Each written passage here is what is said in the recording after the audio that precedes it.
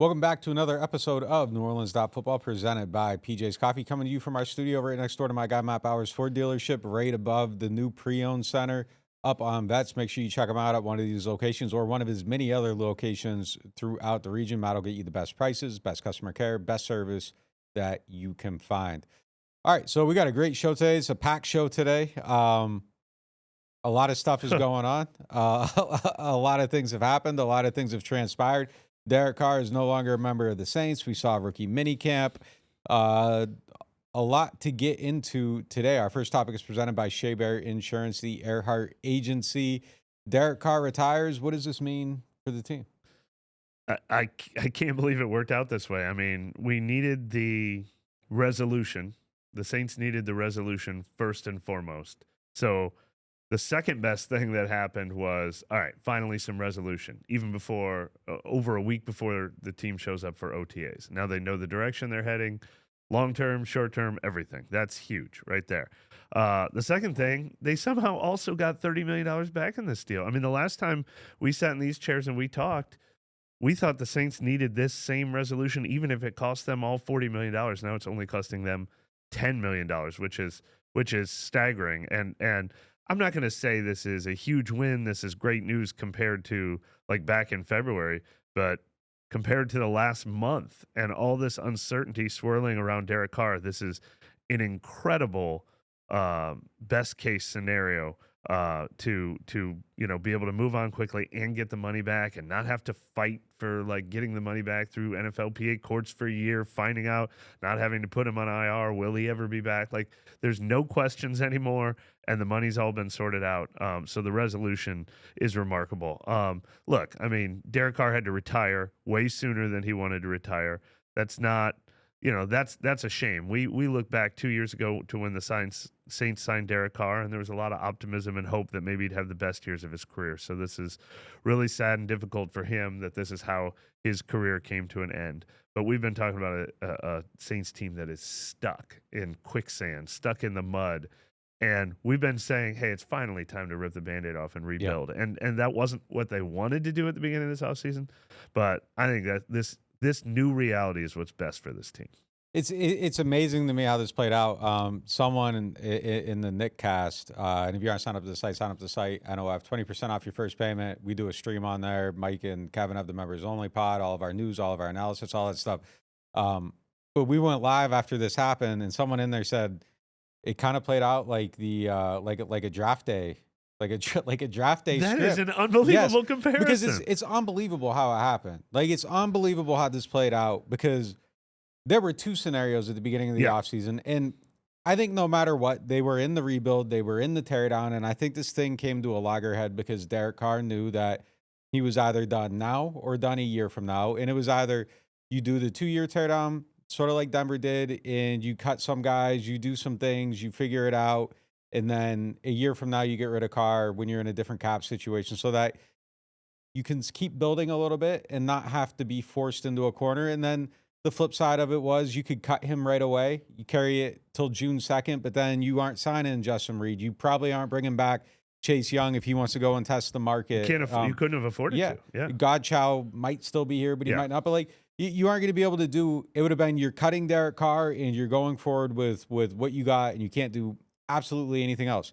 So I think the Saints' plan was Derek was going to be on the team for a year, and he was going to exit the team a year from now. Yeah. You had to pick one of two paths because it was either A or it was B. Somehow, the draft day comparison is blowing my mind. Somehow, they restructured Derek Carr.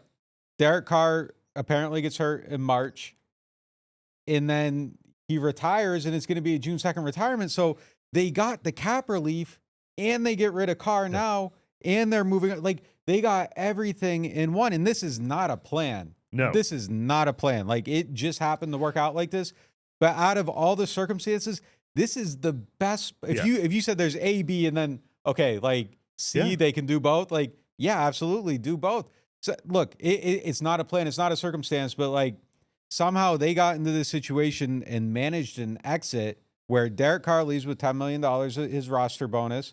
He doesn't get the 30, and the Saints are free of the contract. Like, like, say what Yeah. you want about everything else, about any other scenario. You can feel how you want to feel.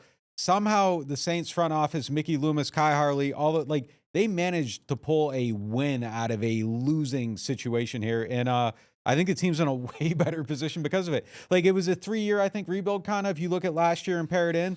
Like, year 3 just got accelerated into year 2. And like, now this they're takes a into year it. off. This takes a year off of the rebuild, and that's why I wanted them. Look, if you were reading me in December, January, I wanted the tough path, which would have really stunk. The one where they couldn't afford to re-sign Chase Young. They probably couldn't afford to re-sign Jawan Johnson. They definitely couldn't have added Justin Reed. But I was still like, but still, you get there a year earlier. And like you said, now they're getting there a year earlier, and they were still able to sign those guys.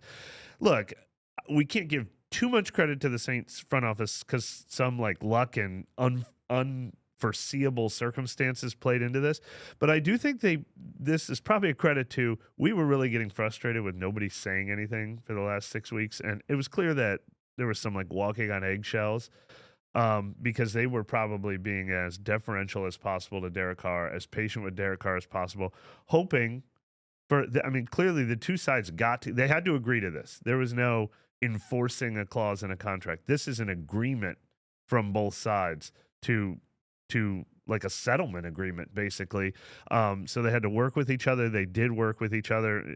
Pretty incredible that Derek Carr gave this money up without a fight, because I think, if he suffered a career-ending injury, that's what injury guarantees are in there for. So, it does lead to questions like, could he have had surgery and come back? Could he, are we 100% sure it was football related? Is he 100% sure it was football related, not something he did non-football related? Would there have been a year-long fight through the NFLPA and lawyers, and it was just cleaner and easier for everyone to do it this way?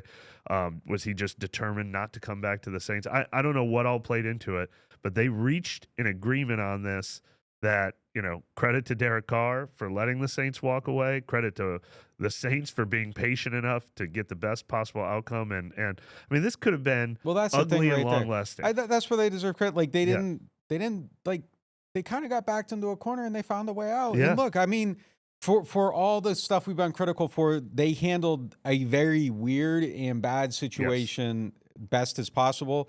And I think Derek Carr deserves credit in this too. Like, there's a bunch of bad guys like in the fan base that play here, and I think people deserve credit for how this was handled. Derek deserves credit for walking away from that money. It still feels very weird. It's a very weird situation, which leads me to believe that I think there's still a second shoe to drop here, which is it him playing football again for somebody else? Is it some time off to rehab and you just kind of walk away from this and there's just like okay, look, you can move on, but this is how it's got to play. I don't know. I guess it doesn't really matter because for now it's done. His chapter with the Saints is done. I think, they wanted to hold on to him. This forces the eject, which I think is a very good thing for them. I think their hand got forced on it. I think they got forced into the rebuild. I don't think they ended up here willingly. Yeah. But with where it ended up, they found a way to back out of this without any damage done. And boy, like, it's insane that they actually got everything. And look, while we're celebrating the refresh of the Saints, I think the whole Saints fan base is celebrating. But what they're celebrating is a blank slate. They're celebrating a reset button. They're a start over. All right, this might take 3 years, but at least there's a direction of the team we can get behind. Like, I think this will boost season ticket sales because it's just something new and different. It's still a very tough reality for this team. They just lost a quarterback that had a winning record for them over the last 2 years. They're going to maybe go with the guy they just picked 40th in the draft. And there's talent issues all over this team. So this might be a bad team. We're not saying the team got better. The team just has a direction now. Yeah, and look, Tyler Shuck's an unknown commodity. He might end up being the best out of the 4 possible options for this year, with Derek being the fourth. Well, I guess Hayner's on there too. But like, if you wait 3, 4, so the fourth possible option. He's an unknown commodity, so we can't quantify that yet. Out of the known commodities, like, they just lost their best quarterback, so that probably makes them a worse team this year, and they probably win fewer games now because of it. But I'll tell you what, like, if Shuck works and they win 7, 8, like that's It'll amazing. be a good That's feeling amazing. 7 and 8 compared Yeah. to If Shuck works and they win 4 and it's like a Drake May, Patriots won 4 games last year and you feel good about that, that's an amazing outcome. If Shuck's not good and they win 3 or 4 games and you got to look at where you're at and you got to draft someone else next year, that's not a terrible outcome. I would rather win 4 with Tyler Shuck than win 7 with Carr. I think 4 and feeling good about Shuck feels better than 7 with Derek Carr, no matter how you feel about it, because it just feels like you're building towards something. And maybe there is a better future, but I think we all saw the ceiling on it. And I think there's a lot of lessons to be learned here, which is going to take us into our next topic, presented by Hardhide. They got the peach whiskey. They got the strawberry whiskey. Make sure you check them out. Look for the orange bottle. Look for the red bottle. You see them on our tables. Make sure you check out our guys' favorite stores, bars, restaurants. They're everywhere now. They've kind of grown along with us at the same time, which is kind of cool to see. But I think there's a lot of lessons to be learned here. Chief among them, I think kind of acting from that quarterback insecurity place. And I think there's a league-wide lesson here in that either you're swinging big or you're trying to strike gold.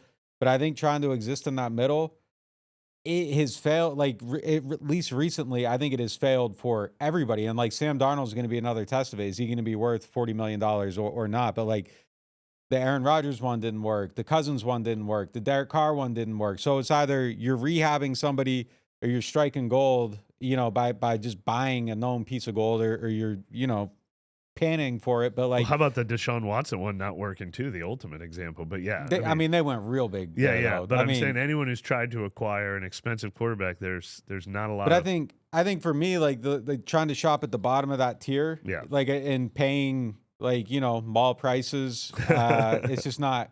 I just don't think it works. I just don't think it works. I mean, I'm sure there's examples out there everywhere, but for me, like that feels like going out and paying $40 million for Darnold. It's different if you have like Geno or Baker or whatever, and you make it work with your team and you pay them and they stay there and you're kind of building around them. But even then, I still feel like you're kind of stuck. But like going out and just buying a guy with a cap and paying full price to walk in the door, to me, it just doesn't make a lot of sense anymore. Well, look, and I think it makes sense if you. We've said this about Derek Carr. I mean, the title of this segment is "Why Didn't Derek Carr Work in New Orleans?" I think the best way to describe Derek Carr is we've said it a million times. He's a quarterback you can win with. He's not a quarterback you can win because of. So if you have an established football team and you've got like almost every piece in place, then I think you can go out and you can go ahead and win with a Derek Carr or a Brock Purdy in San Francisco or, even Baker Mayfield in Tampa Bay to an extent. But that's what it's got to be. I mean, if you're going to pay for that type of quarterback, you got to be the good team who doesn't have a ton of holes and who can win. Well, and Brock you just Purdy's need that. free though. Yeah, but I'm saying caliber of quarterback or whatever. And like I always thought if he ended up in San Francisco, maybe it's a totally different story for his career. But he is not going to lift your bad team up in that tier. I mean, it's the same thing with Kirk Cousins and even Geno Smith with the Raiders. Now, I don't think he's going to rise the Raiders above. I don't know what Sam Darnold's going to do for the Seahawks. So I mean, that's the problem with that tier is every once in a while you get a Jared Goff Detroit scenario where they have the best offensive coordinator in the league and incredible talent all around him, and all of a sudden, Jared Goff's actually good. Well, I've always thought he was maybe in that tier. He was pretty good. He was pretty good in LA too, though. They got to a Super Bowl with him. I mean, he wasn't a trash quarterback. But I'm saying I don't think Derek Carr's a trash quarterback either. I think there's these guys that circumstances really matter. They're not going to win no matter what, but they're only going to win in good circumstances. And he was in bad circumstances the whole time. You at least saw a team win a lot of games with Jared Goff, though. Like I'm elevating them a little bit above there, but like the difference between Geno or whatever, like they weren't paying for him at the beginning. Yeah, exactly. Like they found out and then they kept him. Baker, and like Purdy, like you can spend on everybody around him. Once you have to pay Purdy, and now all of a sudden that quarterback is expected to lift people up. Like it's what you see with any rookie quarterback. It's like they come in and you have Patrick Mahomes and you have a loaded offense and there's superstars across the board. And then all of a sudden by year 5, year 6, it's like, the quarterback has to be good because we can't spend on all these guys around him anymore.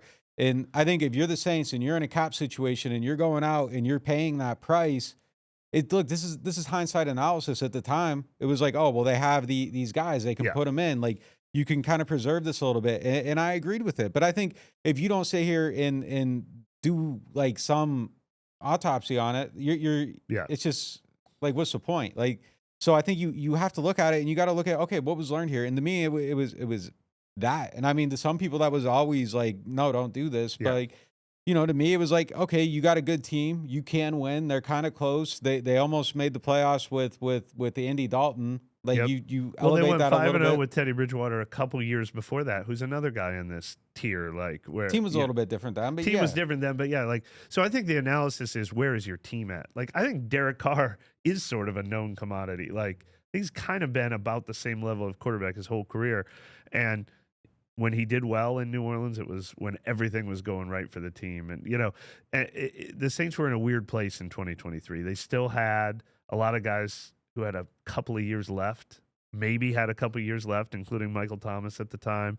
The hindsight analysis, no, they were actually a bad team the whole time, and they never should have spent on this quarterback. But when they first signed him, it felt like there might be a couple things happened along the way too. I mean, I think it's fair to point out that 2 Hall of Fame players got hurt and had their careers cut short. Yeah. Like, I think that affects your team a little bit.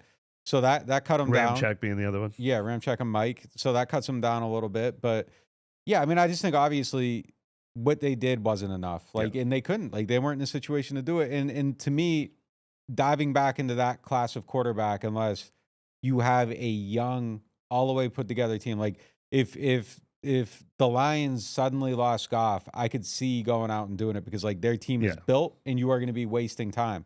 I think looking back at it, it's like, okay, well, yeah, there probably were a couple of years like Ramczyk stays healthy, Mike stays healthy, but like it probably was just about 2 years. And were you really on the cusp of knocking down the door? Like maybe 2 years before, like maybe right after Drew goes down, it makes a little bit more sense to go out and get the Sam Darnold quarterback. But you'd wasted some time. The team had kind of fallen off a little bit.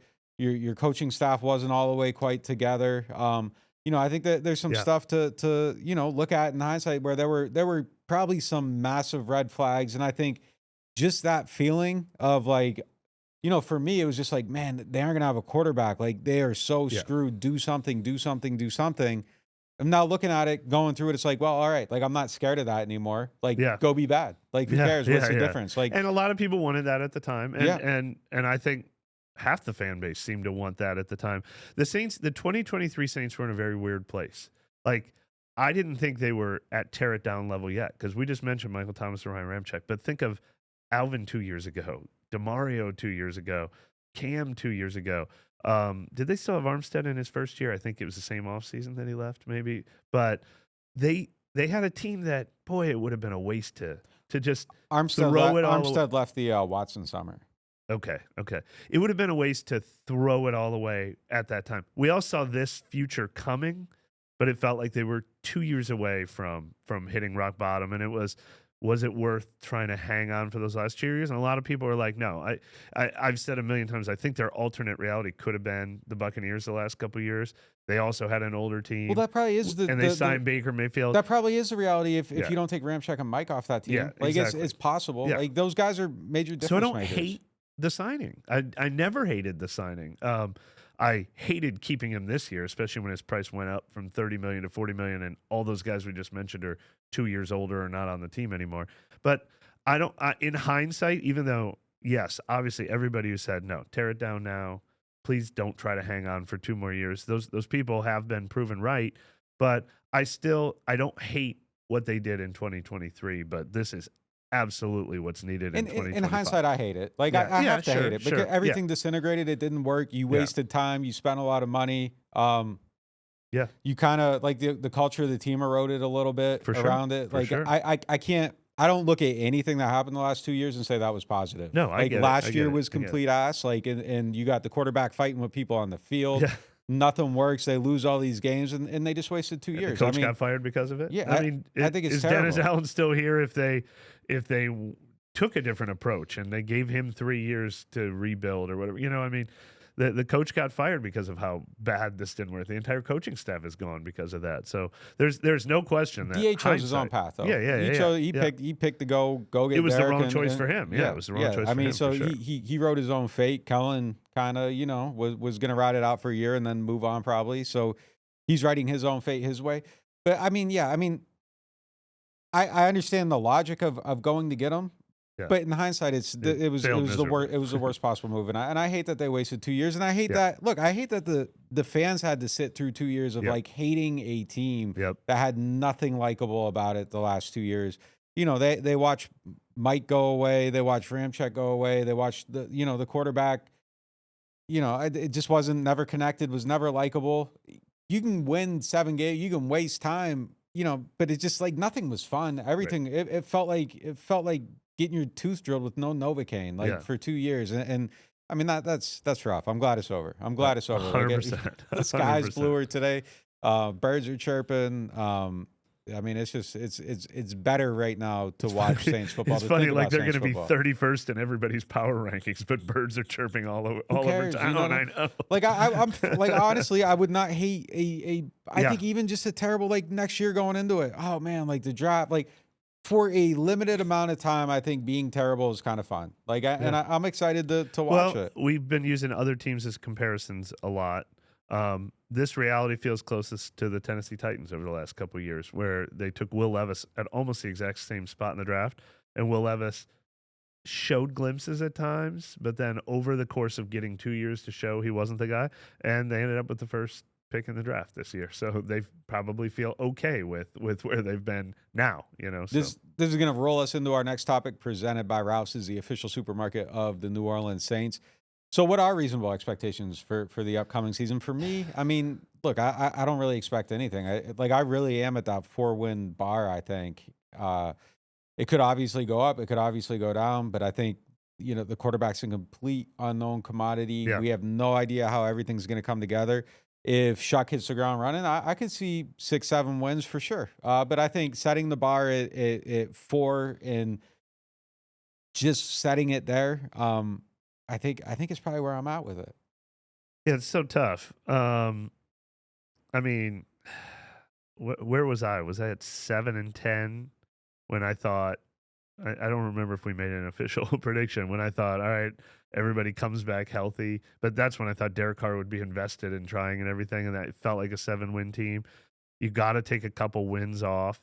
I mean, I don't think it's fair to say Spencer Rattler went 0-7. Spencer Rattler went 0-7 with a team that even Derek Carr might have gone in 1-6 with. They were like in injury hell by then. So I don't know how many wins you take off because it's going to be Shuck or Rattler. Yeah, 5. I guess I'll pick 5-12 is a realistic expectation for this team. But they are still the same team that 1 or 2 or 3 key injuries will completely derail them. I mean, they have like 8 players that can't afford to miss even more than 3 games.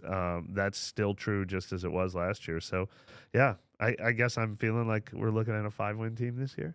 If you tell me their offensive line gives them their starting 5 offensive line plays 65% of the snaps together this season, and Shuck shows a glimmer of hope, I could get to 6 or 7, Yeah. I think. I think so much is just they got like 20% of their snaps. They're starting their most common offensive line, I think, played 20% of the snaps together. So if you're telling me that the starting 5 design 65, man, they get to like 70%, easy. Like easy you hit that mark. But if it's the same thing as last year, if that group's injured, and man, there's just so many holes on defense too. I don't feel good about cornerback. I don't feel good about the pass rush. I feel good about safety. That's really the only position on the whole roster defensively.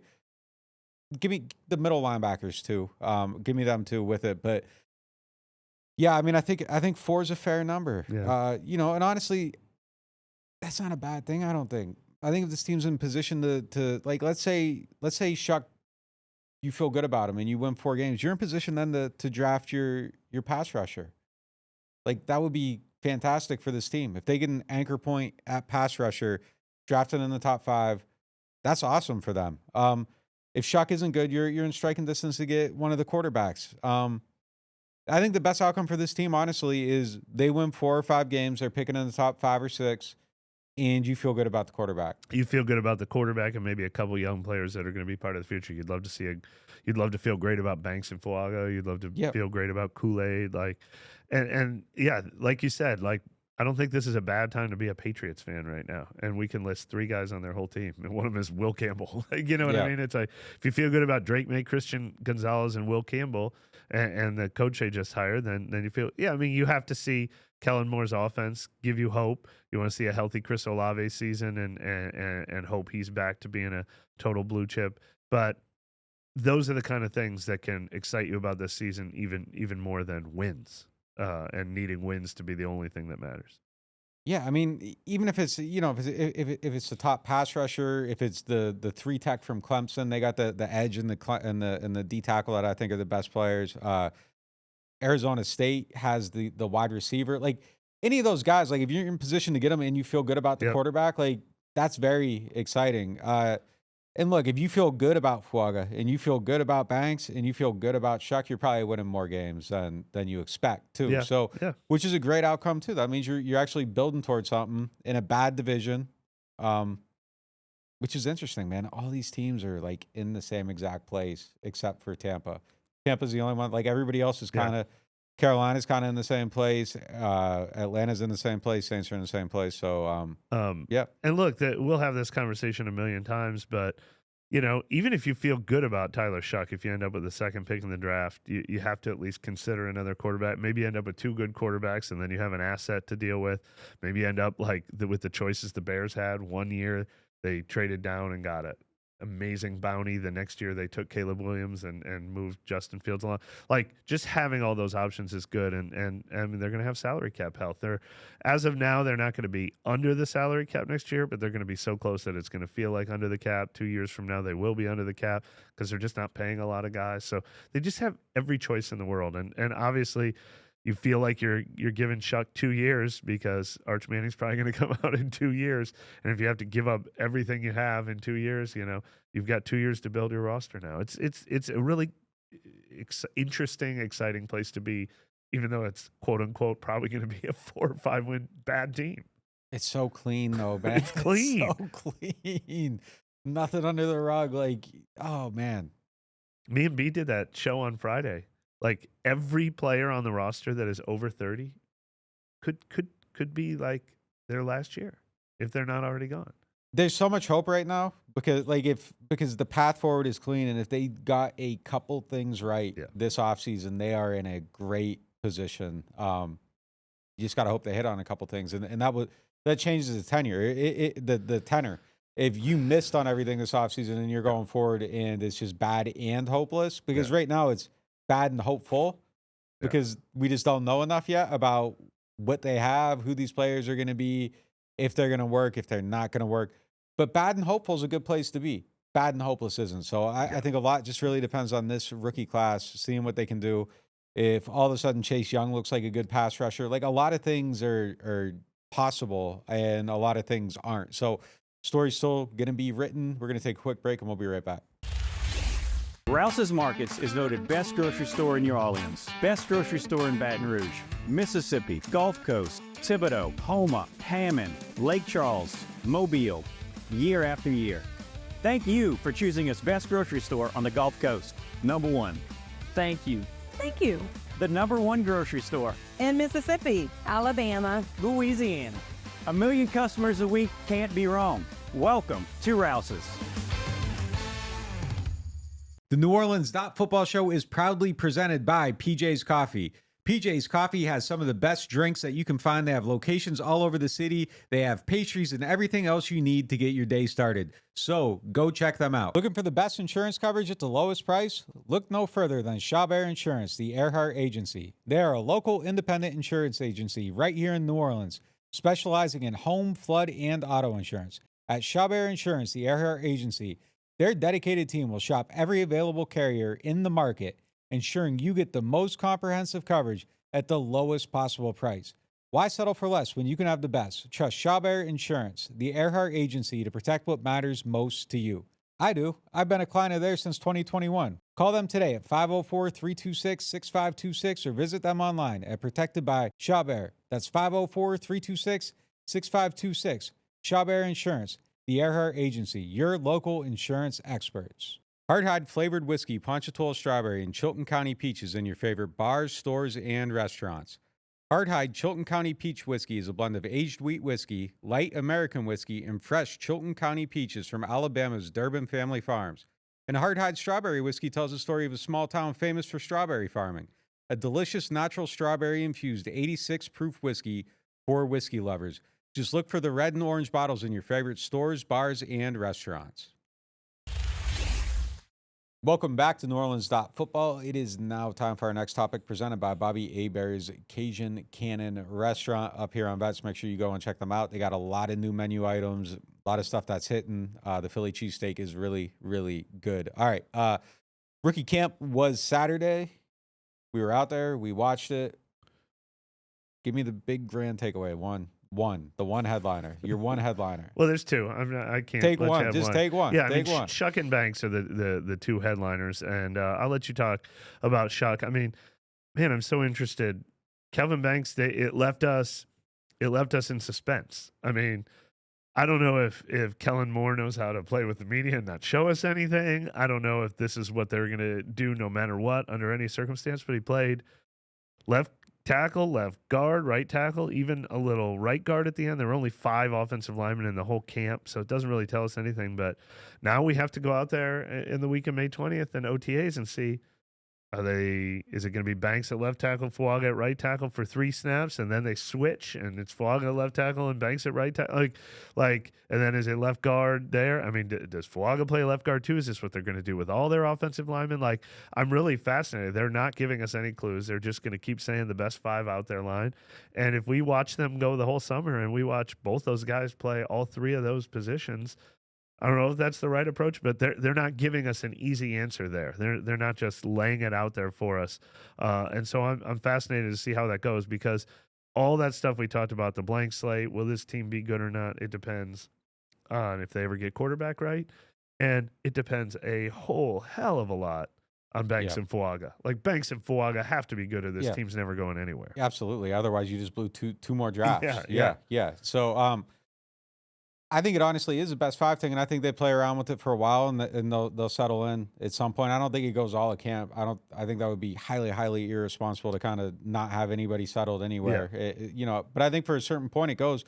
And I don't think that he's hiding it. I think he just doesn't know yet. Yeah. And I honestly believe that. Like, right after the draft, obviously reaching out to people, where's this guy going to play? How does everybody go together?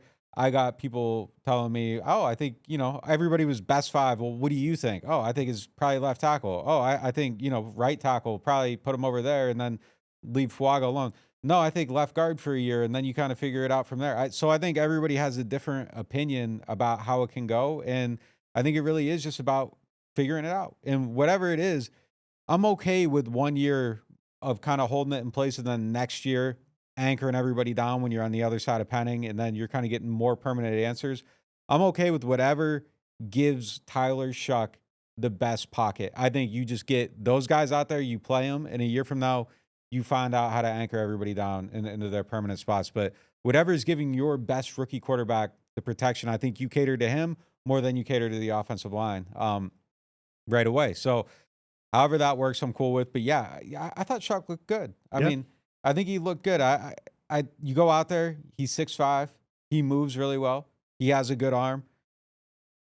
I don't think physically anything's missing. It's going to be how he handles pressure and how he picks everything up. It's going to be all that stuff when live bullets are flying, and that's how we're going to find out about him. But going out there, I mean, the dude looks the part. Yeah. I mean, he looks the part. He moves incredibly well. I was like, one of the most singular moments of like being blown away by somebody's athleticism in practice. With like anybody, I'm talking anybody, at least recently, came in this practice. Like, they had this drill where there was like 5 pads down, and they're running over them, going from the middle of the field to the left sideline, and then throwing an off-platform throw across their body to the left front corner of the end zone. And he goes through this.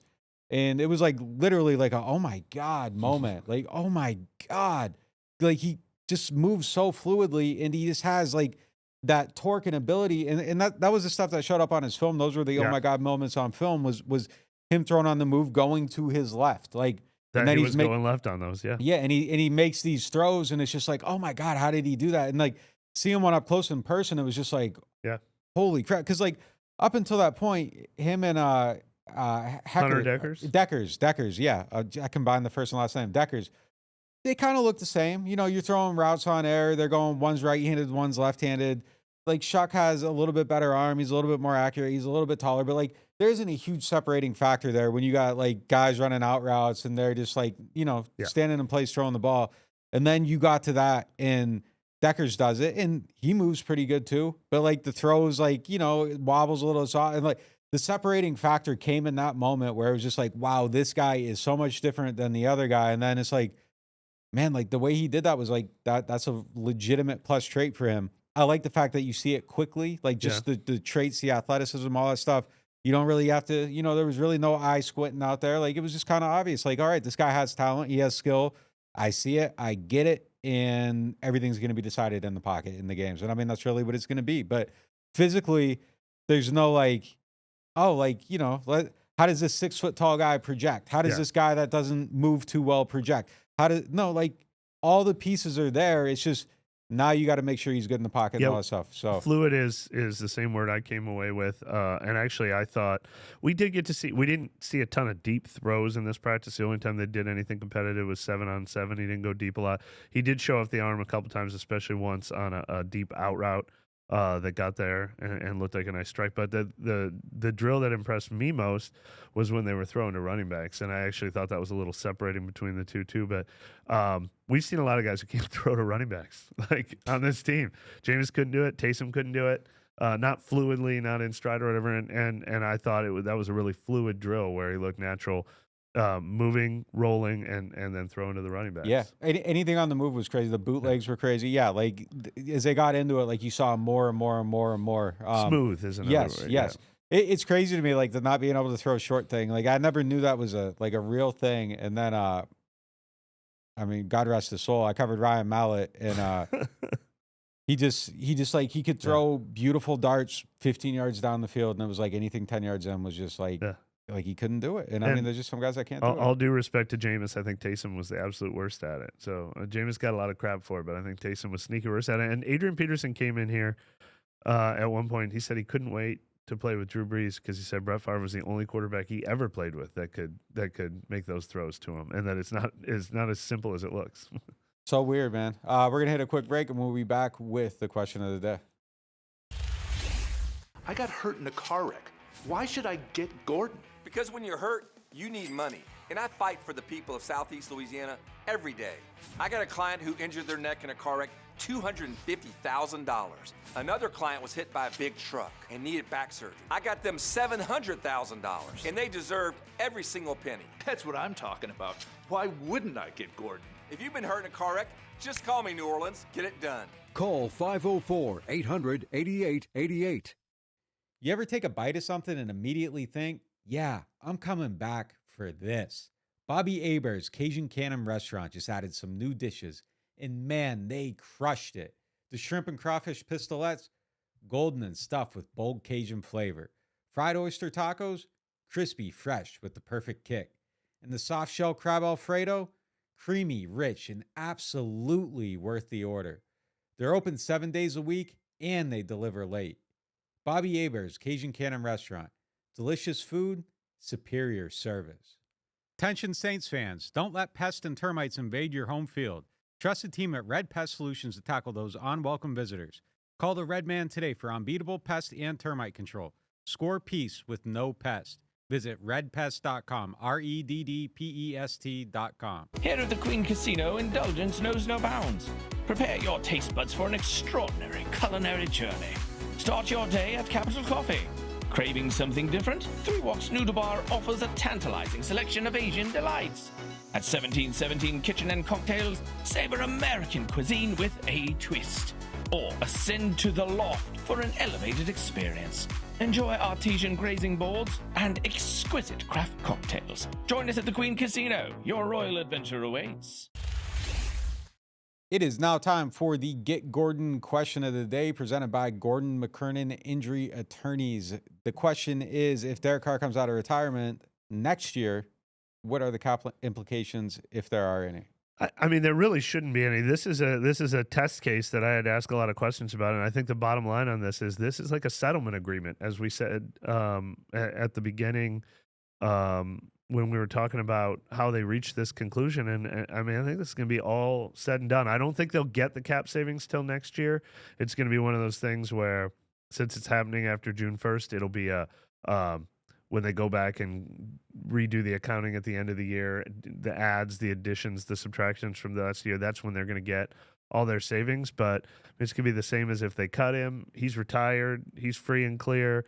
And they get that cap savings next year. Him coming back to play should not affect that at all. And that cap savings should be, they're going to save his $1.25 million salary in a couple of weeks here. But then someone else will go on the top 51 that's like $1 million. So they will barely see any cap savings this year. They'll see about $29 million in dead money savings next year. And by my math, once you add up all the players, the cap carry over that, depending on what the cap is, it might be 10, 15 million over the cap, depending on how much more they spend between now and the end of the year, depending on what happens with Taysom Hill's contract. I think they'll probably go into next offseason somewhere between 10 and 20 million over the cap, but that's a new reality for this team. The clean numbers, I 19 million dead this year, about 31 million dead next year, and then you're free. Like, it won't change anything. I think people probably have the question of, like, if he goes somewhere else, do they get any relief? They don't get any relief. The dead money is the dead money. It's money that's already been paid out to him in prior signing bonuses and then restructures and things of that nature. So it is what it is, but it is done. It is a done story. So nothing can change. There's nothing lingering. He's gone. He's ejected. It's clean. I seen a video yesterday of him getting into his car. He was going to play golf. Said he's going to try to get on the PGA Tour. So, you know, good for Derek that he's still able to live his life and you know, he's not in the sling or anything. So, you know, go enjoy life, man. You're out of here. You're free. And, you know, if football brings you back, it brings you back. But I don't think anybody would even, I think everybody's ready to move on at this point. So, the you know, end total, I don't think there would be any ill will if he went and played anywhere. I'm sure people will shoot at him because they're gonna forever. But I don't think anybody would be. Look, we have no idea. It's not even worth like trying to get in his head. But a big part of this is he wanted to leave at one point this offseason. I think he wanted to move on from the Saints, you know. And so if he does want to come back and play in a better situation, that's okay too. Like this worked out the best for everyone. Yeah, I think everybody walks away and they're fine with it. I don't think it's like the Sean Payton thing where it's like, how could he go somewhere else? Yeah. No, like I think people are just like, go do the Payton and move on. Like no one's gonna be mad at you if you move on. If you just want to go play golf, go play golf. You want to play football, go play football. You know, the Sean thing, even like still, it's kind of like, man, like really, like you could still coach, but you couldn't coach here, huh? Like, I get that. This one, I don't think there's gonna be like, oh, now your shoulder's better. It's just gonna be like, all right, like good luck, man. You know, like, one more cap thing, just to make people don't always understand. Oh, now there's dead money. They ended up paying him $70 million for 2 years. The cap charges will be $70 million. It's their bookkeeping that like they only have done 20 so far. That's why there's still 50 in dead. But there's no extra charge because he retired early or because they restructured him or anything. And the roster bonus $70 was million guaranteed. They paid him. $70 million will eventually go against their cap. Yeah, and the roster bonus was guaranteed. There was no way to get out of that. So it's done, man. It's done. It's clean. And you know what else is done? This show. We'll talk to you next time.